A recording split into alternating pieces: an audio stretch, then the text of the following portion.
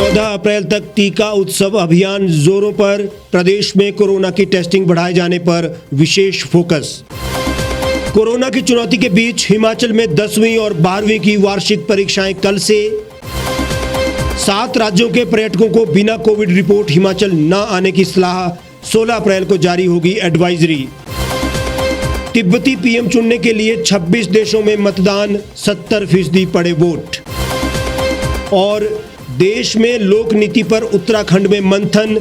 वक्ताओं ने कहा, समाज के अंतिम व्यक्ति की भागीदारी पर टिका है समाज निर्माण। नमस्कार, स्वागत है आपका द रीव टाइम्स न्यूज चैनल में। आपके साथ मैं हूं हेमराज चौहान। अब खबरें विस्तार से। कोरोना संक्रमण के बढ़ते मामलों पर नियंत्रण पाने के उद्देश्य से प्रदेश सरकार द्वारा राज्य भर में कोविड टीकाकरण उत्सव आयोजित करने का निर्णय लिया है। 11 से 14 अप्रैल तक आयोजित किए जा रहे इस टीका उत्सव को लेकर जिला शिमला में भी विशेष इंतजाम किए गए हैं ताकि लोगों को इस महामारी के प्रति जागरूक करने के साथ ही टीकाकरण करवाने के लिए प्रेरित किया जा सके। मुख्यमंत्री जयराम ठाकुर पहले ही साफ कर चुके हैं कि हिमाचल प्रदेश में कोरोना की टेस्टिंग बढ़ाए जाने की ज़रूरत है। वर्तमान में रोजाना 8 से 9 हज़ार टेस्ट किए जा रहे हैं, ये 15 हज़ार तक बढ़ाए जाएंगे। इसी कड़ी में आज टीका उत्सव के दूसरे दिन राजधानी शिमला में विभिन्न केंद्रों पर टीकाकरण किया गया। हिमाचल में कोरोना के बढ़ते प्रकोप के बीच प्रदेश सरकार ने टेस्ट की संख्या बढ़ाने का फैसला किया है। इसी कड़ी में 4 दिनों तक टीका उत्सव मनाया जा रहा है। जिला शिमला में कोविड टीकाकरण उत्सव को सफल बनाने के लिए किए गए इंतजामों की जानकारी देते हुए सीएमओ शिमला डॉक्टर सुरेखा चोपड़ा ने बताया कि जिला में टीकाकरण सेंटर की संख्या में वृद्धि की गई है। साथ ही इसके लिए अतिरिक्त कर्मचारियों की भी नियुक्ति की गई है। उन्होंने कहा कि इस अभियान को सफल बनाने के लिए स्वयंसेवी संस्थाओं की भी मदद ली जा रही है, जो टीकाकरण के साथ ही इस महामारी के प्रति लोगों को जागरूक कर रही है। उन्होंने इस टीकाकरण उत्सव का उद्देश्य अधिक से अधिक संख्या में लोगों को कोविड वैक्सीनेशन करना बताया। ये जो कोविड महाउत्सव टीकाकरण का हम मना रहे हैं, इसके तहत हमने पहले से ज़्यादा अपने सेंटर्स जहाँ वैक्सीनेशन हो रही है वो उनमें बढ़ोतरी की है और हमने साथ में अवेयरनेस करने की भी कोशिश की है लोगों की, ताकि मैक्सिमम लोग इसमें हमारी मुहिम में जुड़ें और जो भी इसके लाभार्थी हैं 45 वर्ष से अधिक आयु के, वो सभी इसमें वैक्सीनेट होकर इसका लाभ उठा सकें। तो इसी को देखते हुए हमने 11 से 14 तक जो है शिमला शहर की यदि हम बात करें तो यहाँ पर हमने एक्स्ट्रा सेशंस लगाए हैं। आज हमने 15 एक्स्ट्रा सेशंस, आज 15 जगह सेशंस इस वक्त चल रहे हैं और जिनमें जो रूटीन सेशंस होते हैं DDU, IGMC, KNH, कमला नेहरू हॉस्पिटल, इन आयुर्वेदा हॉस्पिटल, इनके अलावा हमने अपने आयुर्वेदा विभाग के और लोग जोड़ के और कुछ प्राइवेट संस्थाओं को जोड़ के, जैसे हेल्पेज इंडिया, इन सब के भी हमने हेल्प लेते हुए और जगह भी सेशंस क्रिएट किए हैं। हमने ऐतिहासिक टाउन हॉल में सेशन क्रिएट किया है जिसमें MC के भी जो हमारे हेल्थ के स्टाफ है उन सबको हमने डिप्लॉय किया है। उसके अलावा खिलीनी में जो हमारा कम्युनिटी सेंटर है वहाँ एक्स्ट्रा सेशन हो रहा है, उसमें हेल्पेज इंडिया वाले हमारी इसमें इसको सेशन को रन कर रहे हैं। और इसके अलावा भराड़ी में जो आयुर्वेदा वहाँ पे डिस्पेंसरी है, वहाँ पे आयुर्वेदा विभाग के सौजन्य से और उसके अलावा हमारे लोग भी उसमें डिप्लॉयड हैं और साथ में वहाँ के लोकल कम्युनिटी की बड़ी अच्छी पार्टिसिपेशन हमने देखी, तो वो सब मिलकर वहाँ पे सेशन कर रहे हैं। संकट मोचन मंदिर में हम सेशन कर रहे हैं आज, और इस तरह से हमने 15 जगह यहाँ शिमला में सेशन किए। और अगर पूरा ज़िला का देखें तो लगभग आज हमारे 99 सेशंस पूरे डिस्ट्रिक्ट में आज हो रहे हैं और ये जो है मुहिम हम जारी रखेंगे 14 तारीख तक, ताकि मैक्सिमम लोगों को हम इसमें कवर कर सकें। हिमाचल प्रदेश स्कूल शिक्षा बोर्ड के तहत 10वीं और 12वीं कक्षा के पंजीकृत 2,46,811 परीक्षार्थी मंगलवार से वार्षिक परीक्षाएं देंगे। इस बार कोविड काल के बीच हो रही इन परीक्षाओं में सामाजिक दूरी कायम रखने के लिए 2,137 परीक्षा केंद्र बनाए गए हैं। 13 अप्रैल से ये परीक्षाएं सुबह शाम दोनों सत्रों में होंगी। कोरोना संक्रमित विद्यार्थी 1 माह बाद परीक्षाएं देंगे। वहीं 17 अप्रैल से UG की परीक्षाएं होनी हैं। सुबह के सत्र में 10वीं के नियमित और SOS के तहत पंजीकृत विद्यार्थी परीक्षा हॉल में कोरोना गाइडलाइन के साथ परीक्षा में बैठेंगे। दूसरे सत्र में 12वीं कक्षा के विद्यार्थी परीक्षा देंगे। हिमाचल प्रदेश में बिल्कुल ठीक है कि कल से 10th के एग्जामिनेशन है 13/4/2021 से और 16/4/2021 के 12th के मतलब +2 के एग्जामिनेशन है। 10वीं और 12वीं की परीक्षाओं के लिए बोर्ड प्रबंधन ने सभी तैयारियां पूरी कर ली है। नकल रोकने के लिए जिला प्रशासन, शिक्षा विभाग और बोर्ड के उड़न दस्तों के साथ ही परीक्षा हॉल में लगे सीसीटीवी कैमरों की मदद से नजर रखी जाएगी। बोर्ड के अनुसार 10वीं कक्षा में नियमित 1,16,954 विद्यार्थी परीक्षा देंगे, जबकि 14,931 परीक्षार्थी SOS के तहत परीक्षा देंगे। हाँ, हमारे जो 10th के एग्जामिनेशन है, जैसे कल से 13 अप्रैल से स्टार्ट हो रहे हैं और 28 अप्रैल तक इनके पेपर वो ख़त्म हो जाएंगे, और 12th के 16 अप्रैल से शुरू होके ये 8 मई तक चलेंगे। अभी हमारे पास कोई 2.5 लाख के करीब ये संख्या है, लेकिन कितने बैठते हैं, कितने एग्जामिनेशन में बैठते हैं, वो रूटीन में डेली बेसिस पर जो अटेंडेंस आएगी उसके बेसिस पे पता चलेगा। जमा 2 की नियमित कक्षाओं से 1,0982 परीक्षार्थी परीक्षा देंगे, जबकि SOS के तहत 13,940 परीक्षार्थियों ने पंजीकरण करवाया है। तो बोर्ड ने इस बार ये डिसीजन लिया है कि 90 नए सेंटर उन्होंने इस बार नए क्रिएट किए हैं। वैसे तो 2300 के करीब हमारे टोटल एग्जामिनेशन सेंटर्स हैं, और सब के सब सेंटर्स हमारे ये फैसिलिटी है CCTV कैमरा की। थोड़ा सा शॉर्ट नोटिस पर निर्णय लिया गया, 90 नए सेंटर बने, या शॉर्ट नोटिस पर जो उस इंस्टीट्यूशन की परिस्थितियां होंगी, हो सकता है नया रूम लगाना पड़े। तो इसमें कुछ ऐसे रूम्स, कुछ ऐसे सेंटर्स, मैं कहूँगा एग्जामिनेशन सेंटर या एग्जामिनेशन हॉल्स ऐसे होंगे जहाँ CCTV की सुविधा नहीं है।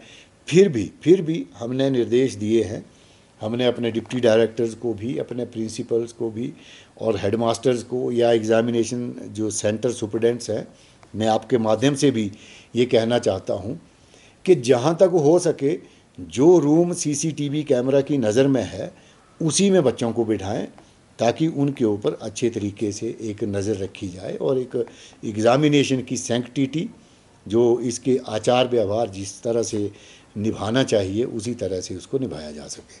बोर्ड प्रबंधन ने परीक्षाओं और पेपर मूल्यांकन के लिए सारी तैयारियां पूरी कर ली है। शिक्षा विभाग ने भी इसके लिए कमर कस ली है। हमारे प्रदेश में आपको शायद जानकारी भी होगी, 1869 इतने हमारे सीनियर सेकेंडरी स्कूल्स हैं और 928 के करीब हमारे हाई स्कूल्स हैं। तो हाई स्कूल्स, और ये अगर मैं इन सब को मिला दूं तो इनमें से कुछ स्कूल्स के सेंटर अपनी जगह नहीं है। हमारे यहाँ जो एग्ज़ामिनेशन सेंटर्स हैं वो केवल 2300 के करीब है। तो उनमें सब में तैयारी है, उनमें सब में जो एग्जामिनेशन की तैयारी होनी चाहिए वो तैयारी है, पूरी तरह से विभाग तैयार है। उच्च शिक्षा निदेशक अमरजीत सिंह ने बताया कि परीक्षाओं को लेकर विभाग ने सभी तैयारियां पूरी कर ली है।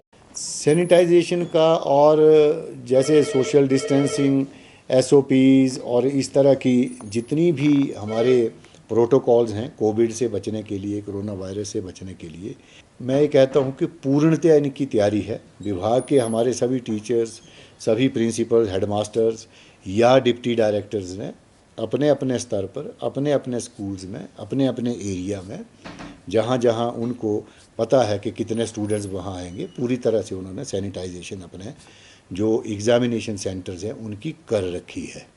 तो अभी तक तो इतनी ज़्यादा चौंकाने वाली नहीं ऐसी स्थिति थी।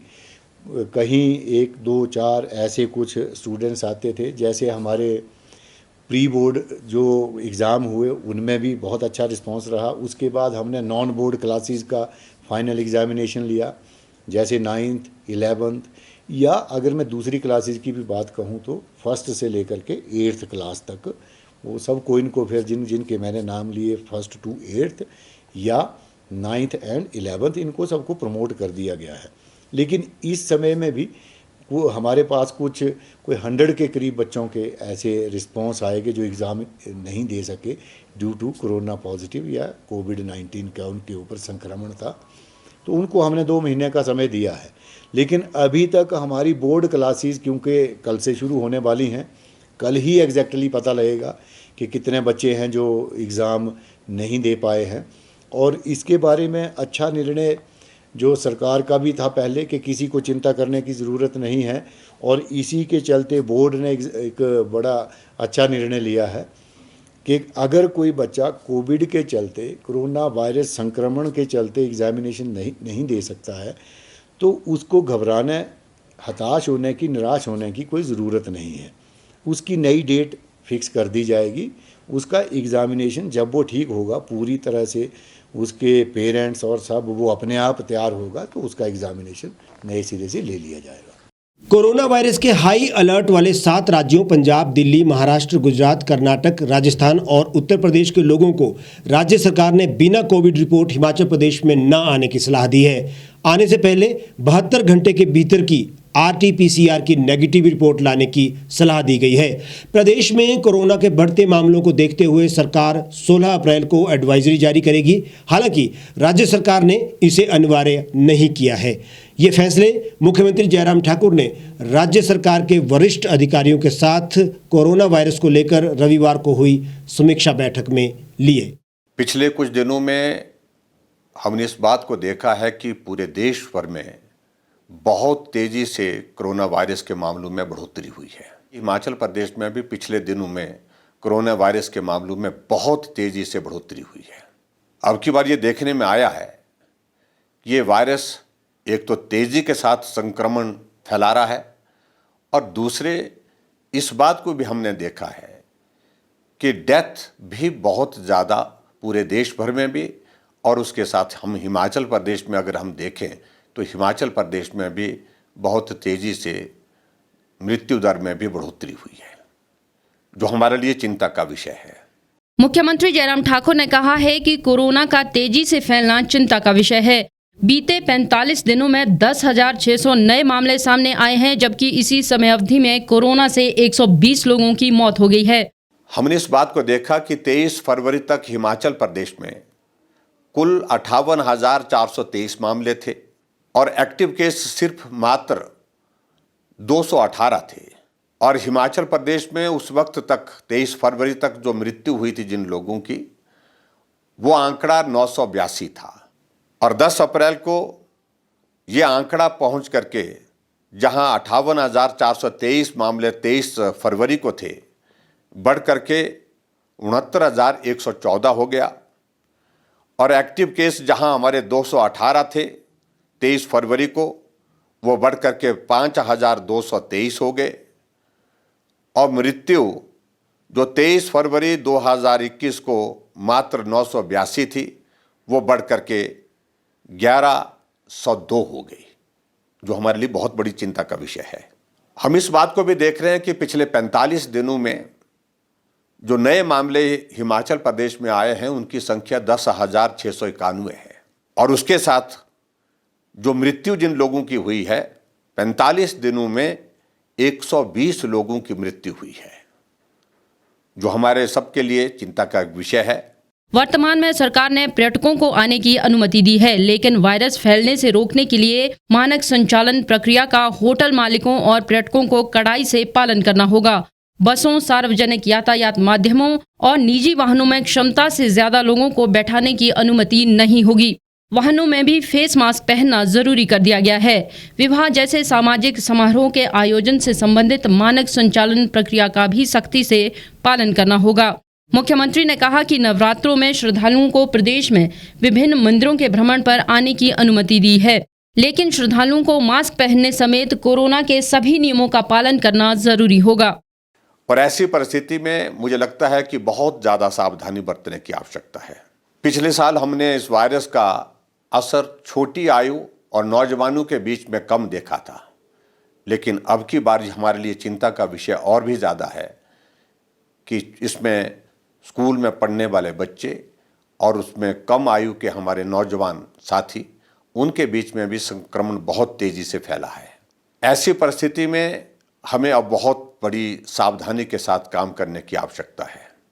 हालांकि पूरे देश भर में कोरोना वायरस के खिलाफ वैक्सीन का अभियान सफलतापूर्वक चल रहा है और हिमाचल प्रदेश में भी हम कोरोना वायरस के खिलाफ इस वैक्सीन के अभियान को बहुत तेज़ी से आगे बढ़ा रहे हैं।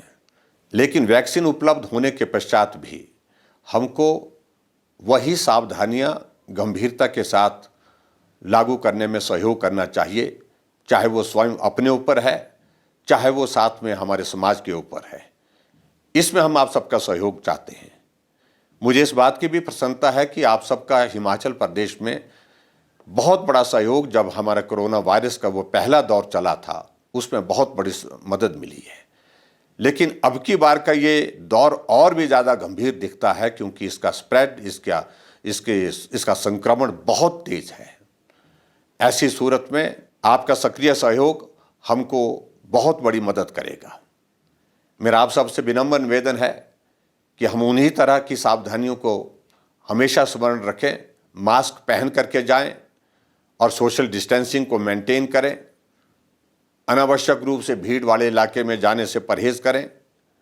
इन सारी बातों को फिर से हम अपने ऊपर भी लागू करें और जहां आपको लगता है कि समाज को भी प्रेरित करने के लिए कुछ कहने की या कुछ करने की आवश्यकता है, उसमें भी आगे बढ़ करके आप काम करें।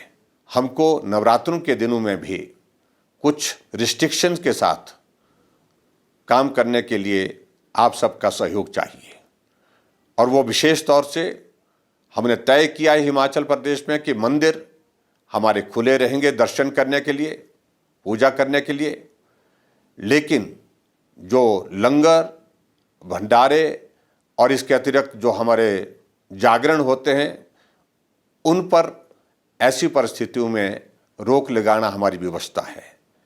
एक तो हमने तय किया है कि 21 तारीख तक हमारे स्कूल, कॉलेजेस बंद रहेंगे और उसके अतिरिक्त हमने ये भी तय किया है कि हिमाचल प्रदेश में जहां जिन राज्यों में ज़्यादा संक्रमण फैला है उन राज्यों से आने वाले सभी लोगों के लिए एक एडवाइजरी जारी करके कि वो अपने पिछले 72 घंटे की RT-PCR रिपोर्ट के साथ ही हिमाचल प्रदेश में प्रवेश करें।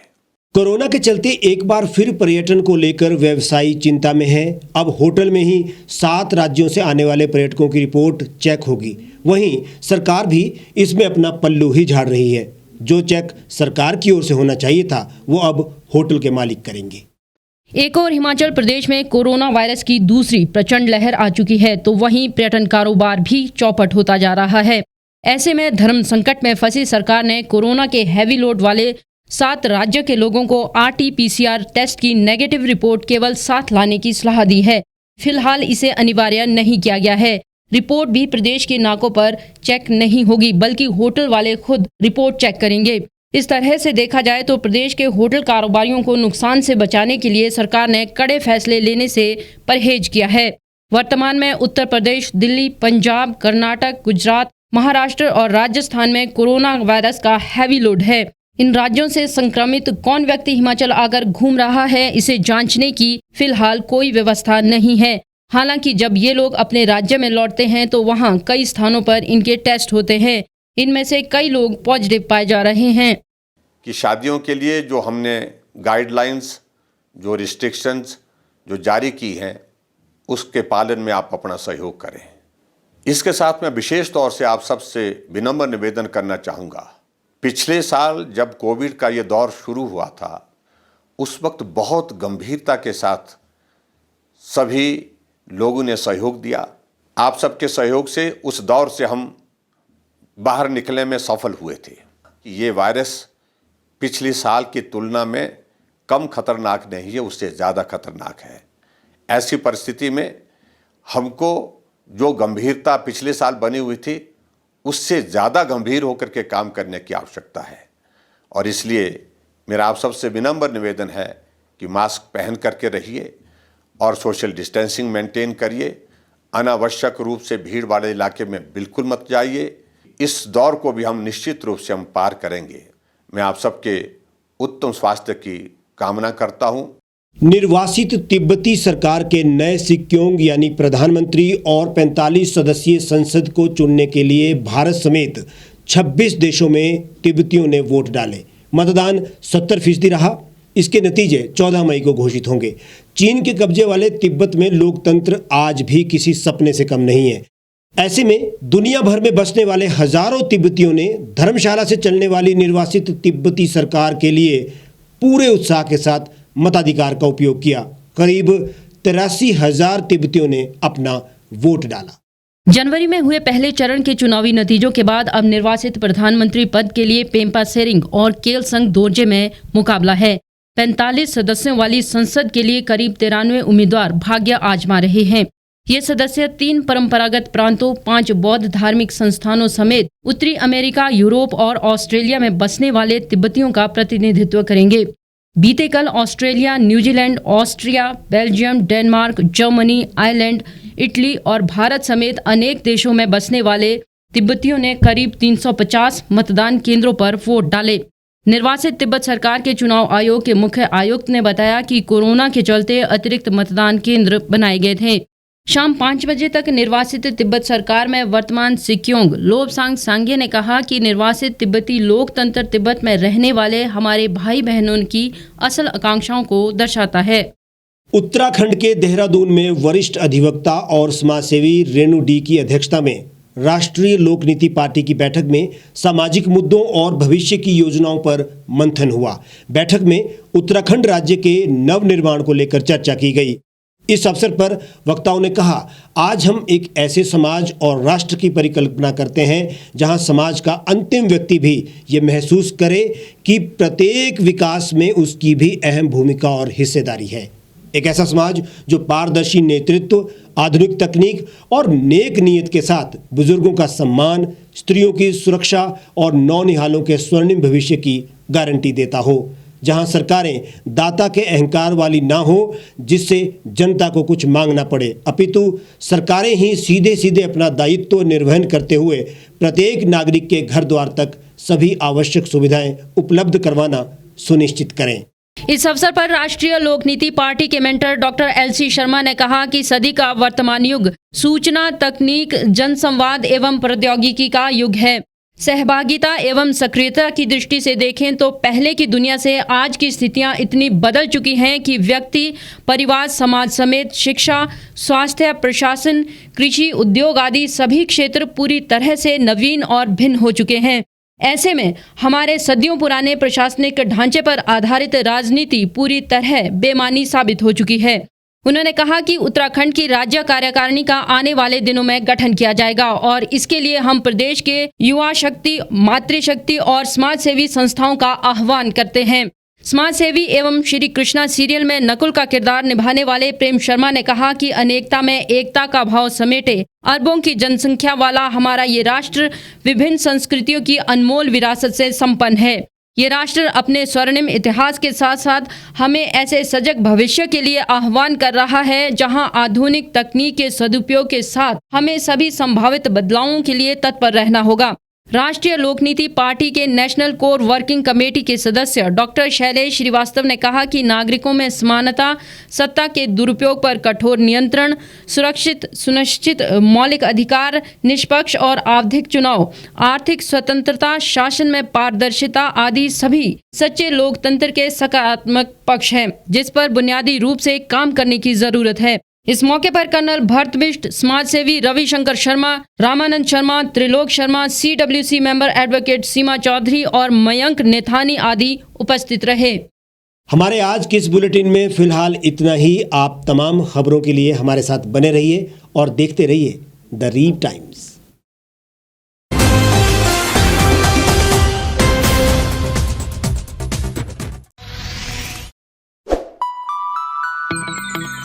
खबरों में बने रहने के लिए सब्सक्राइब करें द रीव टाइम्स, लाइक और शेयर करना ना भूलें।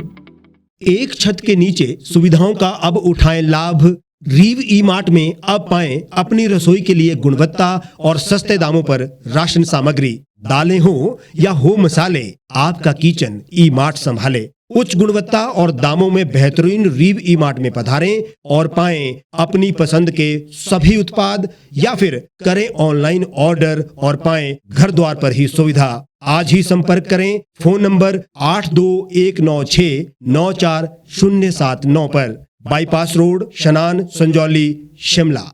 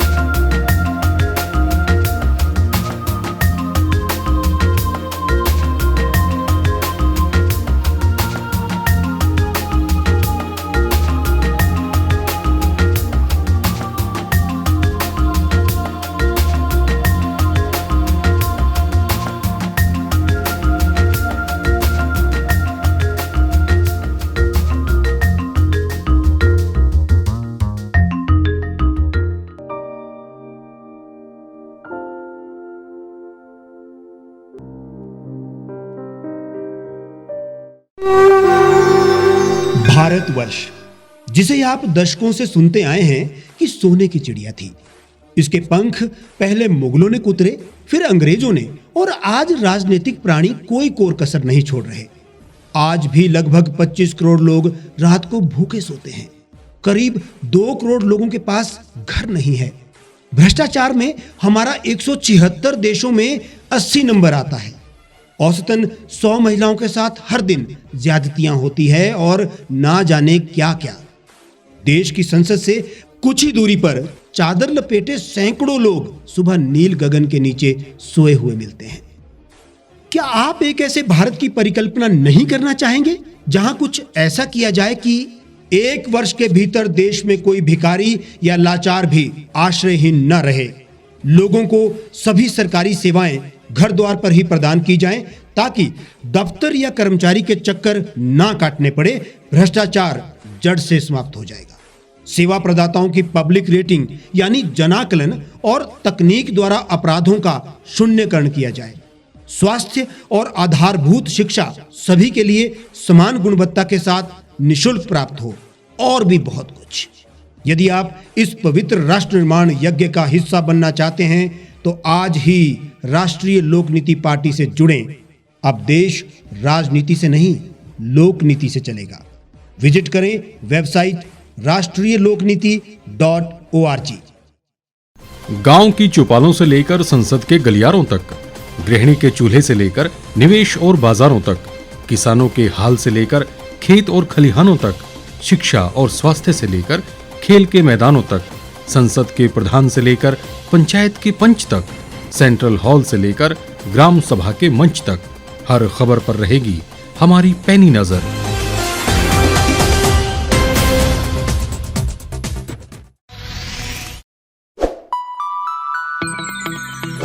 लेटेस्ट खबरों के लिए आप यूं ही देखते रहिए The Reap Times. Like, share और सब्सक्राइब करना ना भूलें।